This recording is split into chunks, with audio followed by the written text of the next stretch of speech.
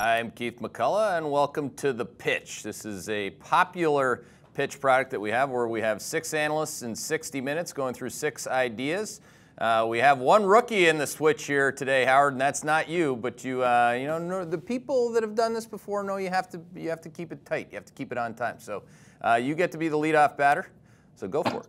Okay, thanks, Keith. So I'm going to talk about a cannabis name today. I'm going to talk about Forefront, FFNTF. Nice. And before I get into, it's funny, we were talking about that in the call this morning, and you happened to mention that it looked good on your metrics. And I was like, oh, that's funny. I'm going to be talking about this at 11 o'clock.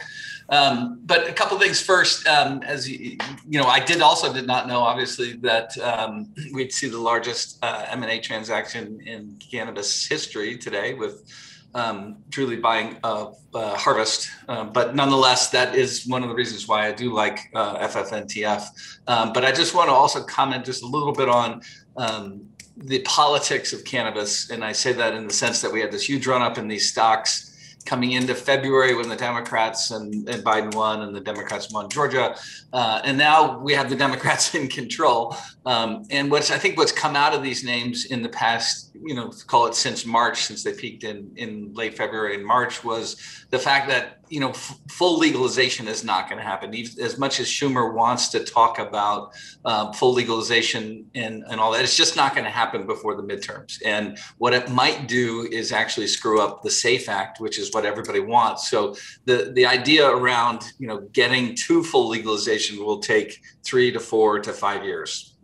Again, Hedgeye's opinion, right? But what we do need before that is the SAFE Act. And I think the stocks have come off knowing that, Schumer is kind of mucking things up, so to speak. He's playing politics. He's being a politician and playing politics with cannabis. So I just want to sort of set that expectation that I don't have any expectations that legalization will happen before the midterms and maybe even before the end of Biden administration. But what we can get is what the industry needs, and that's access to capital, access to banking, insurance, and all the needs that businesses that run a cash business need. So on to Forefront, three key points on that one. Seasoned management team, under-earning assets, and I'm going to call it the New Jersey kicker. And I could add that to New Jersey kicker / M&A kicker at the end. But really what I like about the Forefront is you do have a seasoned management team that's been in Washington State. They've worked in a market and operated in a market and become profitable in a market that is, gone through a down cycle in cannabis prices. So they've seen, cannabis prices going from $1,000 a pound to $500 a pound and now back up to $900 a pound. So they have literally had to become the low-cost operator, and they're now taking that to other parts of the country, and I'll show you that in a second, but Massachusetts and other states that they're operating in. So they come at the business knowing that profitability comes by being a great operator first, and that's what I really like about the story. The second piece is the under-earning assets. So they have put out guidance of long-term generating $650 million in revenues and $250 million in EBITDA. We can get that just in the state of California effectively and the state of Massachusetts. So you've got a bunch of upside or potential upside in the next 3 to 4 years as they, one, maybe potentially add new states, the New Jersey kicker, and or 2, you begin to see the real potential from what they can do with the assets they have in the states they have. This last in this New Jersey kicker, New Jersey is a severely underserved market, and the state is going to issue new licenses. There was a previous round, not to go into all the New Jersey politics, about a license that they applied for a few years ago, but nonetheless, it got mucked up. And New Jersey is now going to be issuing licenses to help serve the underserved state. And I do believe that Forefront's in a position to get one of those New Jersey licenses and could probably add 50 cents to a dollar right in and of itself if that happens, because yes, they will need capital to build out New Jersey, but nonetheless, it gives them a great license in a really underserved market. The next slide, you can see Forefront resources by states. Massachusetts, Illinois, Michigan, California is the other state they're in.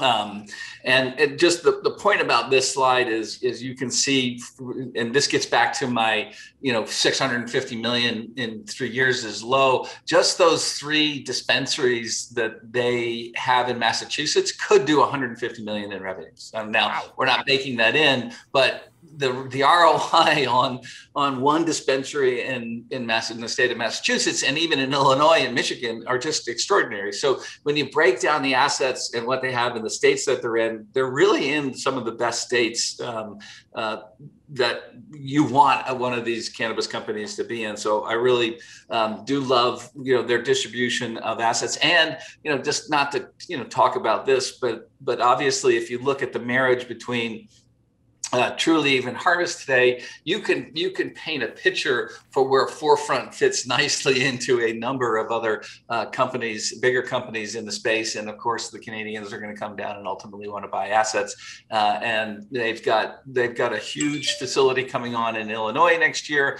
and then they're going to be ramping up California in the second half of this year. So just to summarize, I know we want to ask a few questions, but so under earning assets, I think the long-term guidance is low. They could easily do 700 million, 800 million in sales with the current assets they have. You got the New Jersey kicker of them being awarded a license, which is, effectively organic growth. You're not going out and spending, $500 million or $100 million to buy a license. You're being awarded it. It's the highest return possible in the space. And then, as we saw today, M&A is going to be real in the space for the next 5 years as you see the industry consolidate. And I could see this stock going to $4 pretty quickly. And that's it. Well, on that deal today, I'm just trying to see if I have this math right. Like 650 million revenues and 250 EBITDA is what they guided to. That's ex New Jersey, and it's ex, you saying what you just said on these 3 stores in Mass. I'm assuming that they've lowballed those numbers as well. So that's part A of the question. And B is what are the multiples that this deal today went out at? So I'm just going to pull that up. I knew you were going to ask that, and I just got to get that. So this is about Harvest is, call it, 4 times 2022 sales. If you want to look at, I would say 4 times 2022 sales is a good way to look at it. So you can put, that's gets you to almost $3 alone just on FFNTF. Yeah, because we're just, currently the thing is, am I right? It's 700 million in market cap. It's hard to keep. No, actually, no. The funky thing about yes, you're right. Sorry, 700. No, the share count is 700 million. The funky thing about this, you have to be careful. There's a lot of FactSet and a lot of these services that provide, numbers on the industry don't get the diluted share count right because there's so many options and warrants outstanding. So it's 698 million shares, $1.34. It says call it $1 billion EV today. Yeah, so there's a good example for those of you that are doing this at home, like I did. I punched up the share count. I got 566 million, which is wildly off.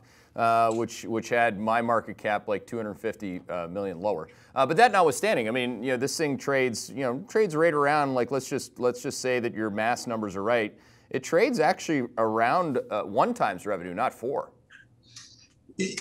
Yes. No, I'm just saying if you can get to 4. I mean, you can put a 4 on 650. Right. And that's where it should probably go. So I guess it's just time and space. I mean, institutional investors increasingly are allowed to buy these things. Obviously now you get other companies buying each other. But is that just it? I mean, you don't have to have your political catalysts that you already alluded to. Well, so what you're going to see with Forefront, more importantly, so this is a company that I said got off to a slow start, right? They were operating in Washington State, which is, a very challenging market. And now they've diversified and they're now ramping up their stores in Massachusetts, in Illinois, and cultivation in Illinois.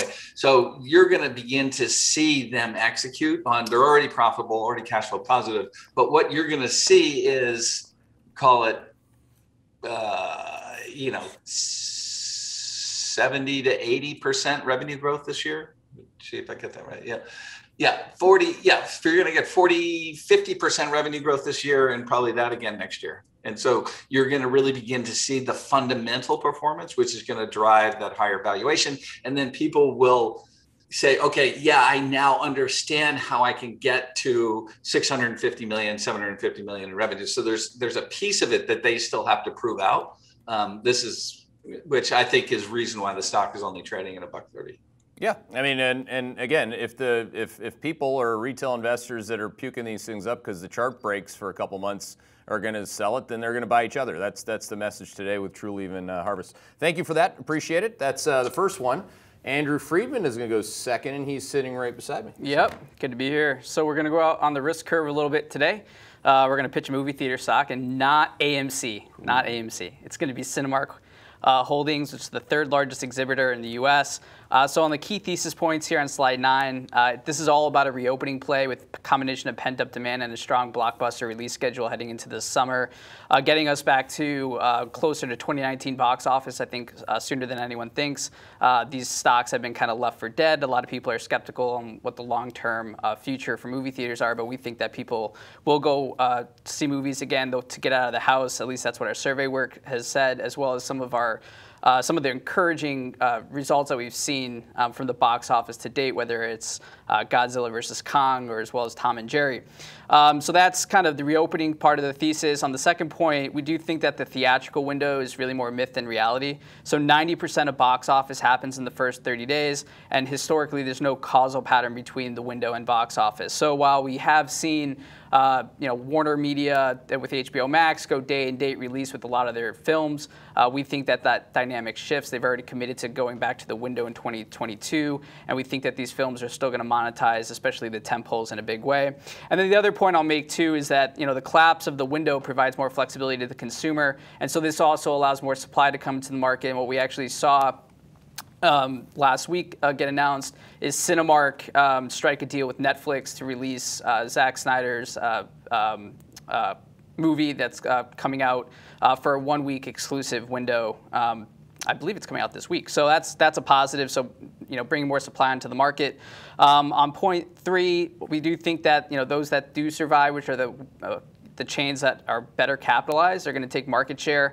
A lot of the independents did shut down. And then on point 4, in terms of reopening catalysts, we had the actual reopening occur in March, but as we go here into kind of the May, June, July, we are getting capacity back up to 90+%, especially in California and New York, which is key. And then again, we're going to be looking to Black Widow on July 9th to really jumpstart the industry. And this is a slide from our March 2021 Black Book, so a couple months ago, which we were positively surprised by the results that we got of Godzilla versus Kong. In terms of the domestic box office, these are the trends. So I think the death of movie theaters is greatly exaggerated. You can see that the U.S. box office per capita has been very steady despite declining emission trends. There has been no correlation between rising ticket prices over time and emission trends.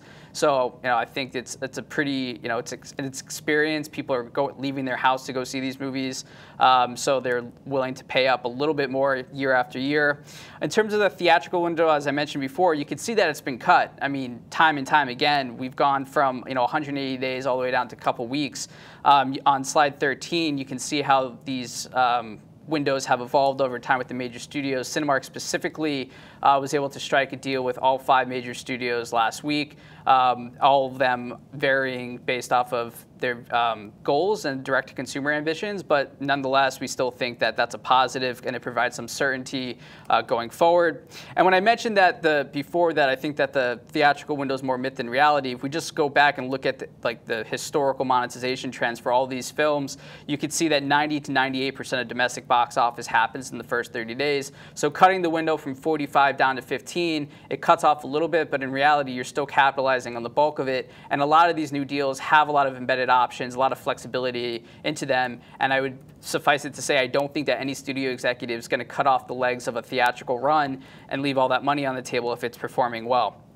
And then finally, the last 2 slides here on kind of pent-up demand and surveys that we've ran. So we did a survey of moviegoers, which is the cohort that we need to return here. That's the majority of ticket sales are coming from that group. And when we look at the vaccinated cohort versus the unvaccinated cohort, what we clearly see is people want to get back to go to the movies. And so we're at 1.12, 1.05, which suggests that there is some pent-up demand.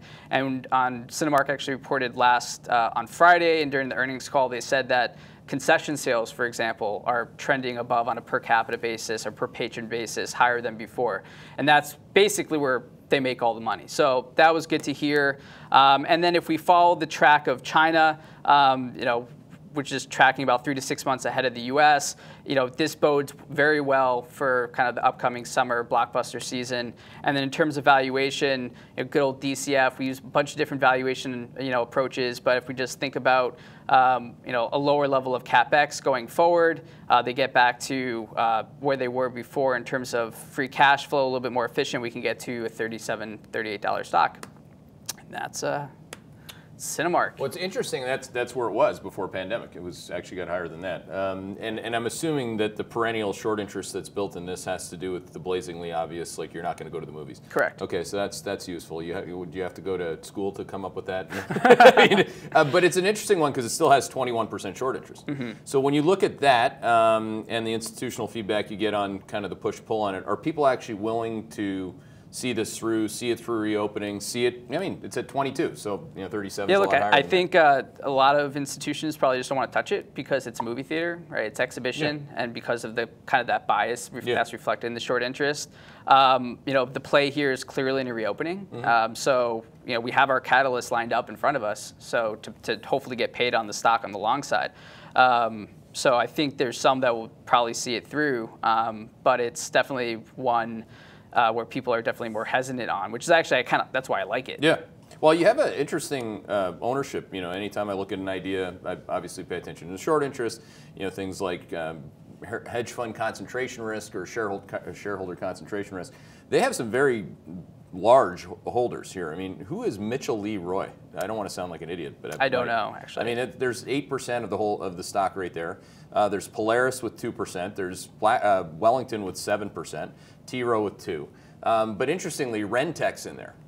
So if you get quants that bought the reopening or whatever, they're buying momentum. The stock goes from 8 to 16 to 20. You can see where that momentum comes out a little bit. I'm guessing, and it may be the wrong guess, but I would guess that Rentec isn't going to ride it to 37. Yeah, I mean, look, I don't think we're going to be, if we're right, I'm not going to be sticking around into the mid-30s because there's no real secular growth story embedded here. It's mostly just a recovery play. Is there a story of capacity coming out? Just all the mom and pops going away?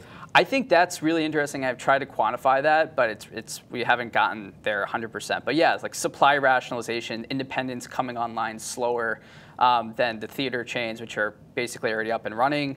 So they should, in theory, be able to take market share. And when we did the demographic analysis and the regional-based analysis of where all Cinemark's theaters are located, right? Because it's we went market by market, like San Francisco, New York City, Austin, Texas, because we were able to do a competitive analysis on a local basis to see who has the most market share, right? And they have really good assets and great markets that actually over-index to a population that typically goes to movie theaters. Or, I mean, kind of surprising, not really that surprising, but it still is what it is. It was good to see it on paper. So I think that's also bodes well for them as well. It's not like they have really low quality assets. Like AMC has a lot of assets in very expensive real estate like New York City, Texas, which makes margin profile less attractive, right? It's kind of the opposite with Cinemark. Good. All right. Thanks for keeping it tight. Yep. He's Andrew Freedman. Now, as I was alluding to, I called Will a rookie. It's not like he's an actual rookie on the Hedgeye team, but it's his first time on the pitch. Welcome, Will. I know you're excited to take this challenge on. Good morning, Keith. Yeah, thank you for having me. I'm happy to be here with you. Happy to be here with Hedgeye Nation. What I've got for you today is a company called Signatera, ticker NTRA. Market cap is roughly about $9 billion. They traded at about $100 at the open today. Relatively liquid stock, about 800,000 shares traded per day. And with that, I'll get into it right on that first slide of 2020. Signatera, although it's getting a ton of press recently, isn't a new company. It was founded in 2003. And they've spent the last 18 years really focused on the blocking and tackling side of genetic testing. So not the Thrives and the Grails with these huge TAMs that are funded by Bill Gates and Kathy Woods is interested in, and not really that flashy aspect, but rather highly reimbursable and things that are available and have utility now. So with that, I'll jump. There's two major ways we're going to get paid on this stock, and I'll jump onto the first one in slide 21. The first paycheck comes in non-invasive prenatal testing, which is NIPT. That's their main business. The problem for the longest time was ACOG, who gives out these recommendations, was only focused on high-risk pregnancies. which is a little less than $1 million a year. So not a lot of runway there. Regardless, they were able to penetrate the space pretty quickly due to their tech leadership with accuracy and reliability, twin differentiation, and the investments they've made into the interpretation of results. And that changed this summer. And I don't know if you'd remember it, but I got to talk to you about it on the call, where the ACOG expanded the guidelines to normal risk as well. So that adds about 3.4 million tests to the TAM, as well as it pushes private payers to look at reimbursement for it. And so going forward, that's where the stock kind of started to pick up through the summer. In order to kind of track that and understand what that TAM looked like and understand where Natera sits within, we developed a couple indices using CPT codes and diagnosis codes that allow us to measure and map both NIPT volume as well as normal risk. And so what you can see there is COVID had a slight impact on NIPT testing, that soon it resumed a new trajectory that it stayed on. And so just based on that, we believe the NIPT market can triple in the next 3 to 5 years. And from the chart on the right, you can see Natera is the market leader due to a lot of that trial and error and a lot of time on the bench going through PCR primers and figuring out what works. And we also think it's going to be really hard for companies that have targeted them in women's health to overcome them just due to those expertise. So moving on to the next way you're going to get paid, it's through a product called Signatera, which I know we're excited about and a lot of other people around the name and that have done the field checks are excited for. Signatera adds to the current opportunity. It's not conflicting with anything they've done before. And what they're doing here is they're leveraging what they learned by becoming the leader in NIPT and applying that same technology to blood-based testing for monitoring for recurrence of cancer, for molecular residual disease. And what you can see in that JAMA study in the top right is they've done a great job keeping the sensitivity high across all cancer types. So we had Mike Ropey on recently, and he talked about the difference between sensitivity and longitudinal sensitivity, and they can keep that at about 90% across all the cancer types. So moving on to the next, similar to what we did with NIPT, we used our claims data to develop a way to track volume within Signatera. And so that's what you can see. Although it launched in August of 17, it didn't really start to take off until mid-2019. And a lot of that volume is in cancer, in colon cancer, where they're both approved and receiving Medicare reimbursement, which is important for a test like this. But we can see that it's a huge market with utility across all over the space. And so despite it being just a small percent of the total volume right now, we believe the use case is going to continue to grow as more data comes out, as more things become available. And so what you can see to the right is we have this chart where we started tracking within our own claims data patients that have received the Signatera test. And while that accelerated through 2020, we also got a look into how that's going to work and how they're going to bill for it. And so then I'll go into the next slide in a second.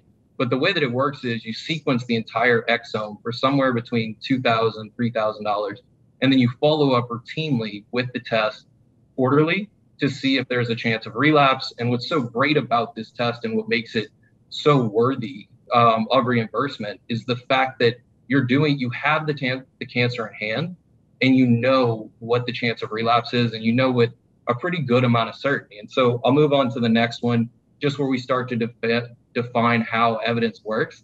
In the last quarter, when they talked about it, they were only setting the TAM for this test to be about 1 million. And that was within colorectal stage 2 and 3 cancer. That's now expanded into a lot of other places with an additional 2.1 million tests per year. It goes into IO response, it goes into breast and ovarian cancer, and a lot of other cancers. And so that's what gives you that total 3.1 times the original test and the follow-ups of about 5,000 per patient to give you a $15.5 billion TAM. And while other companies are chasing these early detection stories and other options, Natera's test is available now. It will be for years to come. It will continue to have high specificity and good utility, and it'll continue to get reimbursed for that. And so what you can see on the right is we just started to look at, on the original 1 million tests, how much penetration would it take for it to start driving meaningful results, for it to start to actually have an impact on the revenue.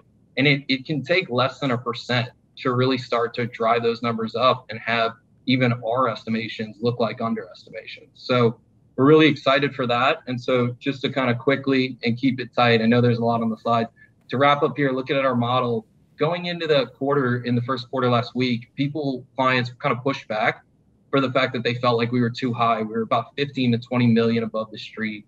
Natera reported right on the screws with that. And so we've already seen it in the last 3 days and over the weekend. Estimates are already coming up to meet our expectations, but we feel like consensus is going to continue to have to come up. And you can kind of see that in our comparison at the bottom left of slide 26. And so at the end of the day right now, Natera's checking all of our boxes. They've got great data versus our competition. They showed last week Signatera against Guardant, much larger labs, reveal study. They've developed their oncology team, which they didn't currently have for Signatera, and it's now selling and they're back in physicians' offices, which we know is the best way to drive adoption. The NIP test on its own can drive results and can drive this number higher. If you look at the top left of this slide, you can see we don't even model in Signatera revenue until 2022. So NIPT on its own is good enough to just penetrate average risk and move into, a great test with high sensitivity that's going to continue to work. And so with that, we see a path to 2 or 3 times revenue expansion. And, if the multiple continues to have to come up, that multiple looks kind of cheap. And, with that, we think it's worth taking a look and we're pretty excited for it.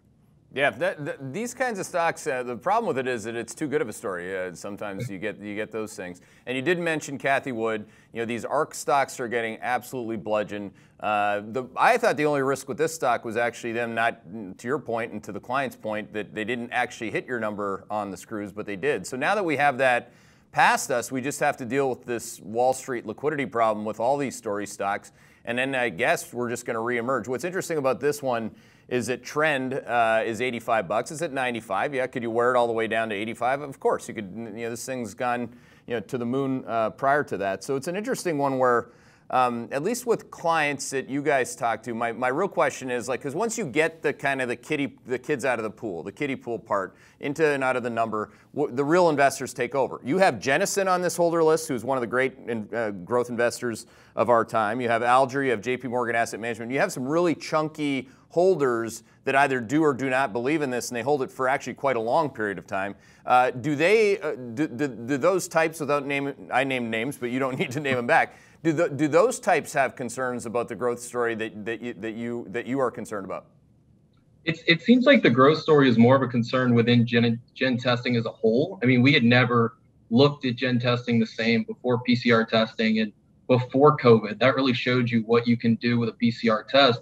I think what we're so excited about with Natera and where it separates itself from the field is just, it's not, one, they didn't do any COVID testing. So it's not like Exact Sciences where you can chop out that 100 million that they pulled in COVID testing. So they're not affected by that. And also they're not one of these places that isn't they didn't get substantial growth because of COVID. They kind of got it in spite of it. And they've continued on that trajectory the same way. So we feel like it's the best one in that gen testing space. And we're around a lot of those names. I mean, we're around Invitae that a lot of people like, or around Guardant that a lot of people like. And we feel like this one kind of stands out from the crowd. And we think that's what they believe in as well and what they see as well.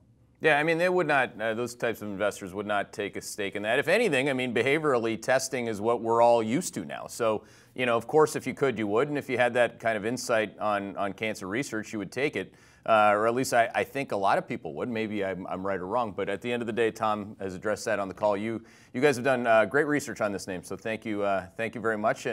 And there he has it. See, he just stepped right into it, right there on the pitch. The guy went right out there on the mound and he pitched it perfectly. Well done, Will. Jay, definitely not a rookie that we're going to put on the mound here, but welcome back. It'll be like the Wild thing, But, we're talking like, for those of you that don't know the inside joke, that means you don't listen to the call. This morning I was talking about Tom Henke from the Toronto Blue Jays, and he's talking, you got a guy from Canadian guy talking to a guy from Philadelphia, so he's a little mixed on Mitch the Wild Thing Williams and his performance against the Toronto Blue Jays in a certain World Series. But Jay, go ahead. Childhood tragedy.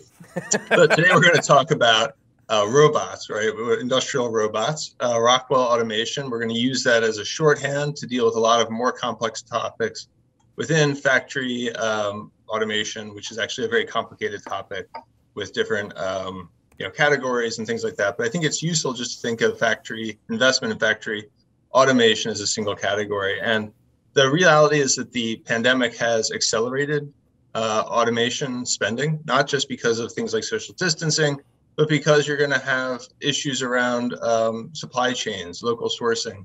Even the Biden infrastructure package is expected to reshore a lot of manufacturing. So there's some good tailwinds there. You also have the cyclical element that factory investment tends to pick up when capacity utilization gets tight, and you're pretty far from that. So you have runway ahead of you. This is still the down part of factory investment in the cycle. 2 years from now, you'll see tight utilization, and you'll have seen Rockwell shares, I think, already move a lot higher. And I think one of the more interesting aspects of this thesis that's been playing out for the last couple of years is that offshoring to low labor cost countries reduced automation investment in developed markets, Europe, United States, where labor costs were high. Instead of building a highly automated factory, you could simply ship that manufacturing to China and substitute cheaper labor for more capital intensive factories, sort of that teaspoons, Milton Friedman quote at the beginning of the slide deck. So I think you have a catch up there. I think people are going to be surprised by how strong automation investment will be. And we already see some very robust data showing that that's happening. And I think, everyone's going to look, ROK, equity, DES, and Bloomberg, and they'll be like, wow, this trades at a high multiple. And the reality is that all cyclicals look expensive at the beginning of an upcycle. You want to buy high multiple cyclicals, and they genuinely look that way. That's one of the problems with investing in cyclical industries is that it can be a little tricky around the valuation side. But I think we see a lot of disconnects between how Rockwell is traded and what we're getting in terms of incoming data that suggests that it's going to perform very well, particularly in the back half of 21. On the next slide, we show it by quad. You can see, within stuff, right? Like machinery, equipment. This is a pretty great quad 4 performer. It outperforms the sector by a good deal. Usually you see things like waste management, crush it. So as we get into, later in this year, a quad 4 environment, this is likely to be a better category within the equipment space. 36, you can see capacity utilization. This is still down, right? This still has a ways to recover. This has to get tight before people start adding, capacity. So you have to get factories utilized in order to get turnover of equipment, depreciation of automation equipment.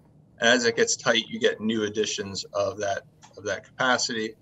The next slide, you can see some of the deviations between how Rockwell's stock has performed, how the share price has performed relative to the market, and some of the indicators we use to judge activity, like order backlogs, prices paid. Really, all of these deviate. It does tend to like higher prices. Higher prices attract investment for manufacturing, particularly in certain areas. But the reality is that this is I think these will converge one way or another. Either we will see orders decline or you will see Rockwell outperform. But this is the one I think that's really interesting, right? So on 38, people had long expected, robots are going to take over manufacturing, right? And for a very, very long time, they did not, right? So from 2001 or 2000 through, really the middle of the last decade, you didn't see a lot of automation spending in the way some of the most optimistic people would have expected. It's still a very good business. Rockwell, Siemens, ABB, these companies did very well. But the reality is you didn't see that kind of explosive investment that you would have seen. I think this has a lot to do with offshoring of production, and it has to do with technology not quite being there, right? You have some of the capabilities, the enabling technologies, where like machine vision was expensive, or it was inconsistent, or the software wasn't robust enough, or whatever it was. There were a lot of technology limiting factors that have gone away. So you have sort of this confluence of great powers war, less offshoring to China, tariffs, all of these kinds of things, combining with what's been remarkable progress in the capabilities of these robots, these automation technologies, that has allowed for much faster adoption. I think that keeps going. I think that is the beginning of a substantial trend. And if you think it's bad for workers, I disagree. I think it's going to be awesome for workers. It's like the shovels versus teaspoons versus a backhoe, right? A worker with a backhoe can do a lot more work, have much higher productivity, and earn a higher wage than a worker with a teaspoon. You can see, the inflection there correlates pretty well. You see imports starting to come down from China. That's tariffs. That's a lot of things. Also the pandemic, obviously. But, as you stop seeing that growth, you do see automation investment come back. You also see a real lack of productivity gains for U.S. manufacturing, on a worker basis. And I think that suggests also a lack of automation investment, right? You need to get rid of the shovels, add the backhoes. And I don't think that the, headwinds to China offshoring are going to go away. There's just no sign of that coming. In fact, you're seeing the opposite. You're seeing funding to bring it back. And the other big factor is that Chinese labor just isn't that cheap anymore. And a lot of the things that were regulatorily supportive are not as regulatory. Like you can't behave in quite the same way that you could have, say, 10 years ago in those markets. And I think there are also issues. I mean, I think one thing that will become a bigger issue is how the Chinese press is treating companies like Tesla. Like, I think it is a less hospitable environment in which to operate than it was 20 years ago. One thing I think is worth thinking about when you think about Rockwell and automation and designing an automation system, on the next slide, you'll see on the top left, nobody's going to pull some parts out of that factory and start monkeying around with them. Oh, I can get a cheaper one, particularly when you have things like Stuxnet, which I'm not going to write in the slide deck, because then it's going to get flagged by everybody, probably. At least that's my theory. You'll see, nobody's going to break that line, make it vulnerable to hacking or any of those kinds of things. You're just going to keep buying replacement equipment that's the same and keep the line running optimally. And you'll work on inputs, outputs, quality, arrangement, but you're probably going to keep replacing the same parts as they go, which is a great, if you think about a compounder, like the more factories you have with the more replacement parts you have, that's actually a compounder. This is an industry that can actually compound. And I think when you look on the pie charts at the bottom, it's surprising how unsophisticated a lot of those applications are for those industrial robots, right? There are a lot of moving big, heavy things around. There are a lot of more detailed assembly activities that they can do that are currently filled by, low-cost labor. And as that stuff comes back to higher labor cost regions, or labor costs in those regions go up, you're going to see more investment in automation. And when you look on the right, there really is a tremendous deviation between how much automation investment or industrial robots per employee you have in different regions. And, places like Europe and even the United States are not remarkably far along, right? You can add a lot more automation per manufacturing worker than we currently have. So there's a lot of white space ahead of Rockwell and other automation providers. When do these stocks work? Stocks tend to work when organic growth picks up, and organic growth tends to pick up on a lag. In this case, the bottom is September for that quarter, but you'll see, well into double-digit organic growth rates by the second half of this year. And that's usually when you see the multiple expand, and typically it expands 40, 50, 60% as the recovery gets started, because you're at a low multiple of trough earnings. So I think you'll see this stock outperform significantly. And I think people are going to look around and be like, oh, robots, what a shocker. Industrial robots 10 years from now end up being a great place to be invested. I think that will be retrospectively obvious. And that's the kind of thing that can get you a premium multiple as we move through this recovery, the rest of this recovery. The upshot here is I think it's a great, own the company that makes the machines It's a great structural position. I think you're seeing a shift towards, at the margin, reshoring, less of a focus, less of an attractiveness for shipping manufacturing to China, places like that. I think you're also seeing a focus on things like ESG. These are much more efficient, safer plants. Higher automation is usually really good for productivity. I think you're going to see, that catch up in spending. The baseline you're against China is wrong. And I think as the organic growth gets going back, you're going to see this valuation move back to a premium where it belongs, given its structural characteristics. Tight. As tight gets, and I am out of time. That's a self-explanatory long right there by a pro. Jay Van Sciver, the Jay Van Sciver. Now I have the Ami Joseph. Welcome. Thanks, Keith. How you doing today? Good. Ready to go here. Awesome. Here we go. Today we're going to talk about Twilio, the $50 billion high-flying software company that recently hit a rough patch. We think Twilio is one of the long-term winners in software that will be showing accelerated revenue growth even a few years from now. And that's why we like it, even through both good times and bad. We want to stick with it because longer term, this is going to be big. We actively track a lot of unique data around Twilio, which helped us to pound the table on Twilio last year at this time, for example, or ahead of Q4 results. And but it also helped us, by the way, year to date, to monitor the deceleration and to call that out across 1Q21 and to tell people that it's better to buy on red, better to wait, let them print the bad numbers. And you receive that as our in Technology Pro subscribers receive that data via our weekly HT3 Pro and also monthly via our HTED. So what does Twilio do? They enable companies to move customer interaction over to a digital channel. That's including SMS and voice and video and WhatsApp and two-factor authentication, like when you log into your bank and it sends you a text message and things like that. It's all of these channels have evolved into what the industry likes to call omni-channel.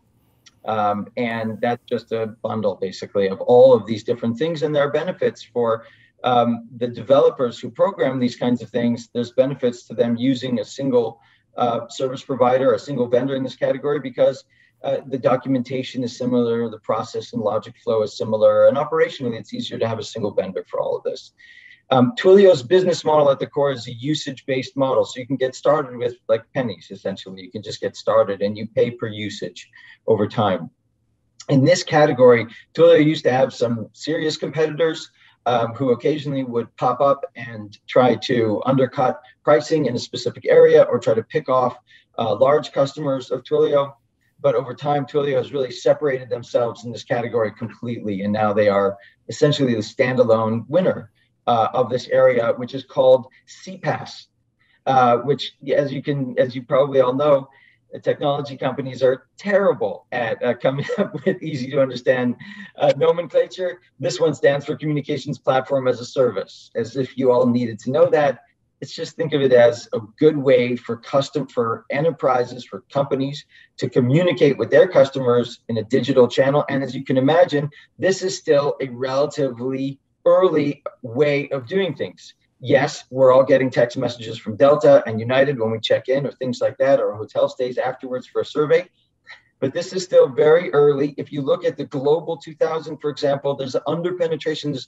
At the last time we got this data point is less than a year ago, but it was something like 17% of the Global 2000 companies are customers of Twilio. So it's still a very narrow set of the world has moved into this direction. Let me take you through a couple of slides here. If we go to, well, the first slide you can see on 46, that's our thesis, and you can come back to this afterwards. If you look at slide 47, this is the data that we share with you monthly in HTED. So this shows that this is, well, we call this an ecosystem, because every time someone decides to build or develop, et cetera, with Twilio, that means that they need more internal people who can code in Twilio or have those skill sets, or to monitor and measure and map on Twilio. And so it's not just Twilio hiring people, right? This is coming from Indeed. This is customers, partners, channel, everybody who potentially participates in the ecosystem. And you can see the ecosystem is doing pretty well. If we go to slide 48, developers are the ones who are stitching together applications using APIs. These are service calls. Twilio is a service call that is heading out via SMS or via WhatsApp or whatnot. So pinging your website, and the functionality is that your customer might, ping you, it hits your website, it comes right back. That ping back and forth is happening on something called API. And that is where Twilio is a standalone leader in this category, where the world is getting bigger and bigger because companies are using APIs to stitch together software so that it flows better together, so that all the systems can talk to each other. And if you look at the right-hand side here, the number of developers who are working on Twilio has continued to be up and to the right. If you want to know what this could become, today GitHub is 65 million. So that's kind of like the addressable opportunity. If you look at the left-hand side, we track every quarter, monthly even, we track engagement of developers on Twilio. So that also looks pretty good. If we go to the next slide, this is some important data. This tracks websites who add Twilio, using Twilio essentially every single quarter, and because of month, and because of what I mentioned before about the websites being pinged and answering, this is a good view also to the number of sites. You know, it's a good customer tracker. We use this to track customer additions. And so, for example, you can see that last year at this time, when the world was looking terrible, when we looked at this data and we were like, well, this looks pretty good, we were able to pound the table. And again, in the first half of this year, you can see that we were able to also moderate our views on Twilio. And the good news is, looking into the next quarter, things are looking a little bit better. These are still, in absolute terms, good numbers. Year over year, obviously not as good, but still growth. If we look at the next slide, this on the left-hand side shows you total customer capture. So that on a pro forma basis, because they've made some acquisitions, so that looks good as well. If we go to the next slide, this is kind of like the key slide where if you do have time today, spend a little bit of time here. So if you look at, I mentioned the top left corner, I mentioned CPaaS, Communications Platform as a Service. That's the category that Twilio is in. Just look at the blue numbers here, because that's kind of where I want to focus. So Twilio's number one, I mentioned that. But the total number of companies using CPaaS, we estimate today, is 146,000. How many companies are using email, for example, to outreach to you? Look at the bottom left. Oh, well over 1 million. So CPaaS is underpenetrated, and this is the core of Twilio. Okay, now I put the email side here on the bottom left because Twilio's one of Twilio's biggest historical acquisitions, and its second biggest revenue line item comes from SendGrid, which is an email company. So that's another channel, right? You've got Twilio does the voice, they do the SMS and the WhatsApp, they do the chat channels inside your app, they do I'm forgetting, but other channels, excuse me. And the email came in via an acquisition from SendGrid. Now, I'm showing that is still an area, by the way, even though we're showing that many companies in for SendGrid and as customers, they still grew their customer count. We estimate almost 30% year over year in 2020. So still a very fast growth area. If we go to the middle on the bottom, that's CDP. That's another classic tech stupidity of telling you things you don't need to know. Customer data profile. But this is basically where companies can use tags that are present in websites and mobile apps to draw data out of them, because we all interface with apps and websites and so on and so forth all day long. And we have unique digital signatures on each of those things. So a company like Segment, which is now owned by Twilio as of the late of 2020, can draw data out of all of those applications in those websites and create a unique customer profile of who is Ami, where does he like to go, what does he like to do. And this gives the customers, it gives Delta, it gives United, it gives Marriott, whoever the customer is, Bank of America, a unique view of me and how they can potentially serve me. And this is a new approach to understanding and engaging with customers. And you can see this area, Segment is number one. They're the best company in the space. They're growing very fast. And it's also a very underpenetrated category. Let me say one more thing here. On the right-hand side, this is communications. This is contact center as a service. This is in Twilio Flex, you can see is very underpenetrated here because Twilio's way of doing this is brand new. Twilio, the only real pure competitor on this slide is Amazon Connect, which you see is it's a couple years older and a few years out of the gate ahead in terms of winning customers. But Twilio Flex is moving up this curve and will continue to move up this curve very quickly. Last slide on slide 52 that I want to show you is on the left-hand side. This is different.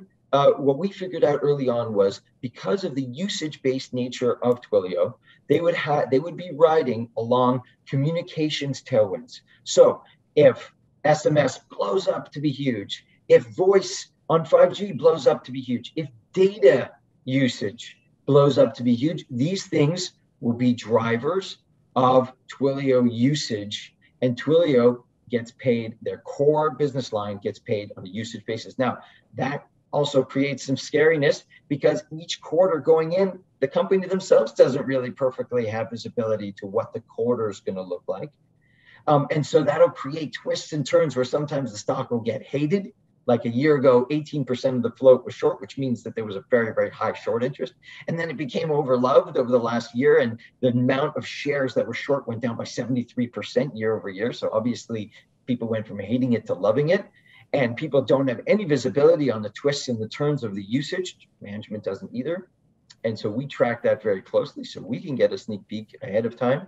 And that helps us to moderate our call. But the long-term view is here. If you look at the left-hand side, these things get really big, really fast. So if we just flow our model forward a couple of years and the street's looking at around $4.2 billion of revenue in 2023, we're over 5 because these things blow up really big as they go.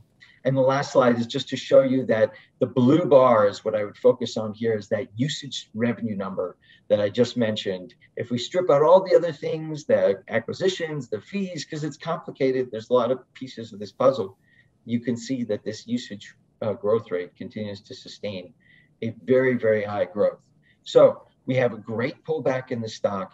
This is one of the ones that fast forward, you're going to want to look back and say, it's in my portfolio. It's a top 5 core holding in software, top 4, maybe even core holding in software. It's one of the companies that's going to continue to accelerate across the way. We've had a great pullback. As our customers in Technology Pro, you'll follow along. You'll see when it's time to moderate the position or expand the position, and we'll work that through with you over time. And now that we've had this pullback, still things are a little bit soft. But the data, I'm guessing the data as we go into the back half, into the fourth quarter, we're going to see reacceleration. That's it for me. Nice. There you have it. The Ami Joseph, as I said. Now, Anchorman, the one and only Brian McGough. What up? So I want to talk to you about Adidas. Now, that's not Adidas. If you're listening in and you're saying that Brian's saying it wrong, he's not saying it wrong. It's named after a guy named Adi Dassler. His brother's name is Rudolph. They split up the company back in like the 40s or 50s, and Rudolph started Puma. Adi started Adidas, and there you have it.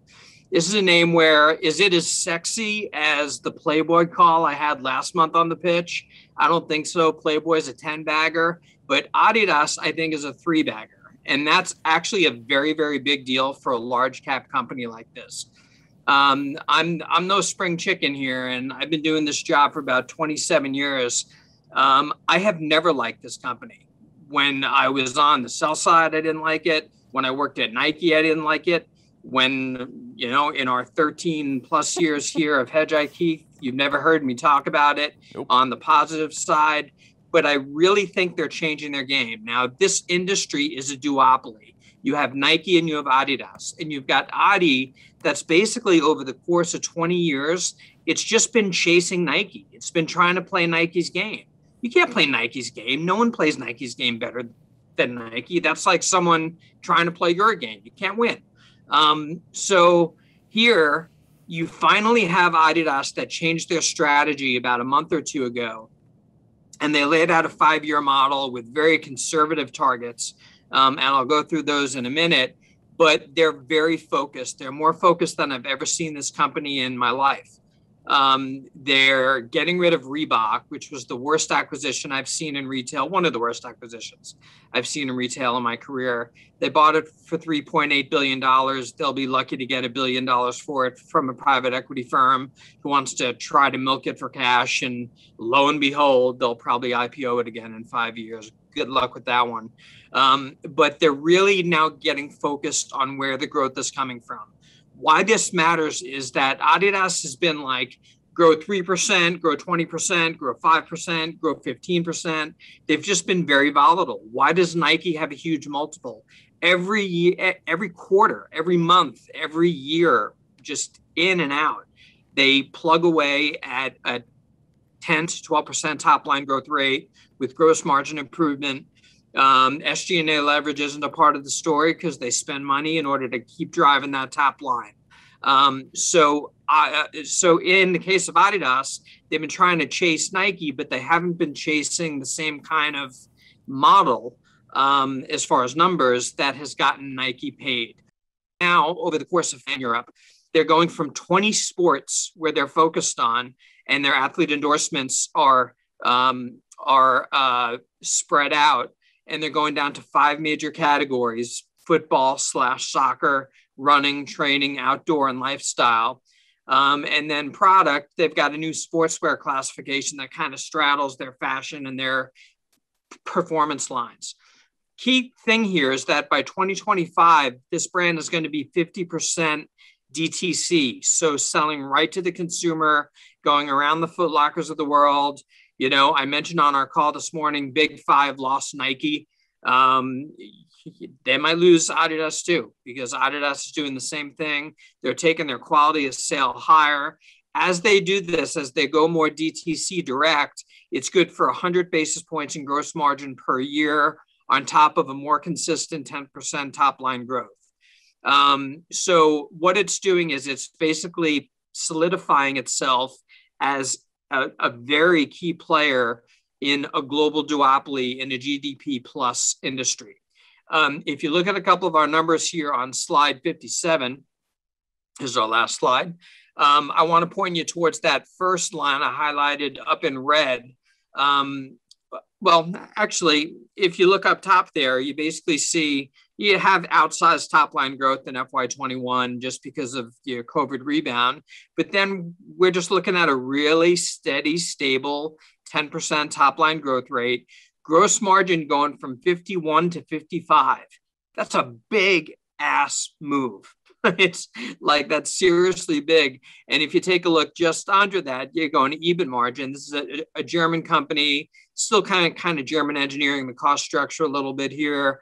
And they're taking EBIT margins from 10.6% up to 15.2%. That's about 200 basis points ahead of the consensus. So ultimately, the company this year is going to earn about €9. The consensus has them closer to €8. And over a tail duration, if you look over the course of 5 years, I know tail by our nomenclature is 3 years or less. So let's call this like super tail. But even if you do look at a tail duration, I'm at a €14 number versus the street at a €12 number by fiscal 23. That's a really big variance for a company with this much cap, with this much following.